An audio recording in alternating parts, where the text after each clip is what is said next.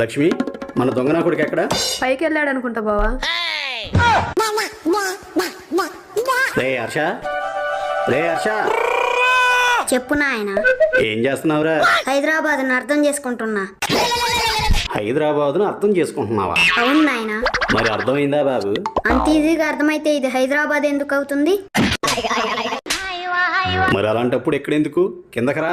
కిందకొస్తే అమ్మ మెరగాయలు తొడియాలు తీయమంటది, అందుకే ఎక్కడికొచ్చా. ఆ తొడియాలు తీయడం అయింది, తొక్కు నూరడం కూడా అయిందిలే గాని ఇక రా. నిజం చెప్పు, ఆ తొక్కు నూరింది నువ్వే కదా డాడీ? నీకెలా తెలుసురా? హైదరాబాద్ అర్థం కాకపోయినా నువ్వు చేసే ప్రతి పని నాకు అర్థమవుతుంది డాడీ. అవునా? అలానే మన బెడ్రూమ్ లో కిటికీ దగ్గర కూర్చోటం తగ్గిస్తే మంచిది.